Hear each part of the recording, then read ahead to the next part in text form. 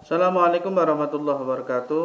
Alhamdulillah, jumpa lagi dengan video saya terkait tugas mata kuliah pengantar teknologi. Perkenalkan, nama saya adalah Andi Ali Mustafa, NIM 228130603 dari kampus IAIN Syekh Nurjati Cirebon. Video kali ini saya akan membahas tentang pemanfaatan internet dalam pendidikan agama Islam.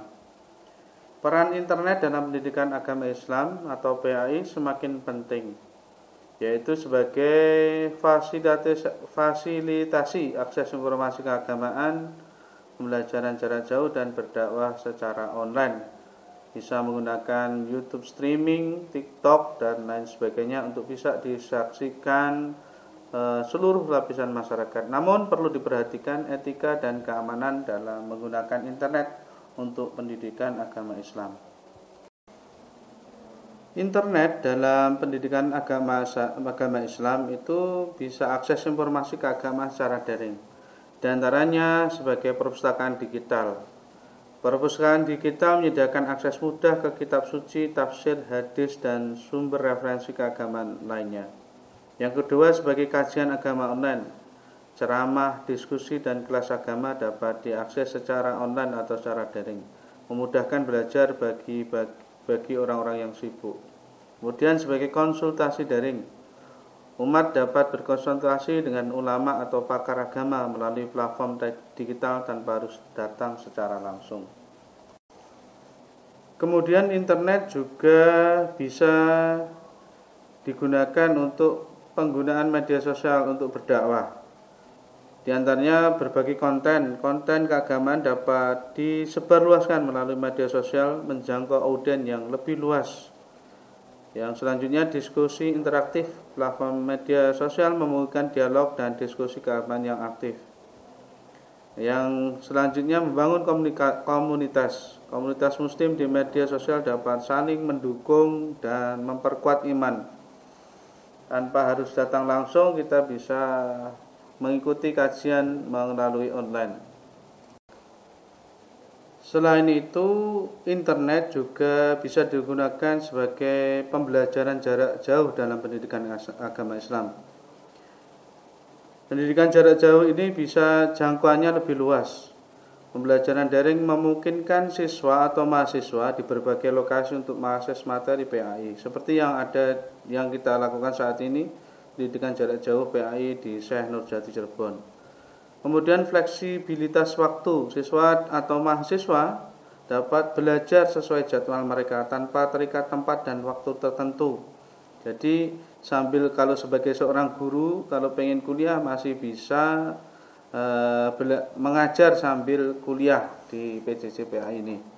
Kemudian selanjutnya adalah interaksi interaktif, diskusi, tanya jawab, dan bimbingan dapat dilakukan secara interaktif melalui teknologi digital. Kalau di PJJ-PA ini menggunakan portal akademik. Internet juga bisa untuk pengembangan konten multimedia keagamaan, semua seperti video kajian. Konten video dapat menyajikan ceramah, tutorial, atau dramatisasi terkait topik keagamaan. Kemudian sebagai podcast keislaman, bisa menampilkan podcast memungkinkan penyebaran informasi dan diskusi keagamaan dalam format audio. Animasi dapat menjelaskan konsep agama Islam dengan cara menarik dan mudah dipahami. Contoh video Pinipin dan lain sebagainya. Kemudian aplikasi ibadah, aplikasi digital dapat membantu umat dalam praktek ibadah sehari-hari. Bisa didownload melalui Play Store, ada Al-Quran, ada kitab-kitab dan lain sebagainya. Di dalam penggunaan internet juga ada tantangan pemanfaatan internet dalam pendidikan agama Islam. Yang pertama adalah konten tidak terjaga. Perlunya memfilter konten agama yang dapat menyesatkan atau mengandung informasi tidak akurat. Yang kedua adalah ketergantungan teknologi. Risiko ketergantungan berlebihan pada teknologi yang dapat mengurangi interaksi personal dalam pendidikan agama Islam. Dan yang ketiga adalah biaya infrastruktur. Kesediaan infrastruktur digital yang memadai dan terjangkau di semua wilayah. Perlu juga diperhatikan etika dan keamanan dalam penggunaan internet. Yang pertama, etika penggunaan, menjaga sopan santun, tidak menyebarkan informasi yang tidak benar, dan menghargai privasi orang lain. Kemudian keamanan data, melindungi informasi pribadi dan data keagamaan dari akses yang tidak berwenang. Kemudian hak kekayaan intelektual, menghormati hak cipta konten digital dan mengutip sumber dengan benar.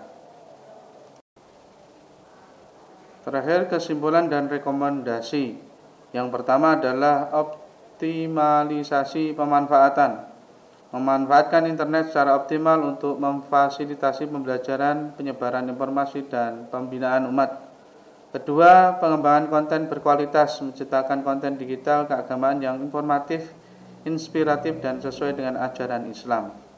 Yang ketiga adalah menjaga etika dan keamanan, memastikan penggunaan internet untuk pendidikan agama Islam tetap menjaga etika, privasi, dan keamanan data. Oke, itu aja yang bisa saya sampaikan pada video kali ini terkait dengan mata kuliah pengantar teknologi informasi dengan membahas pemanfaatan internet dalam pendidikan agama Islam. Dari saya cukup sekian, kurang lebihnya mohon maaf. Wallahul muwaffiq ila aqwamit thoriq. Wassalamualaikum warahmatullahi wabarakatuh.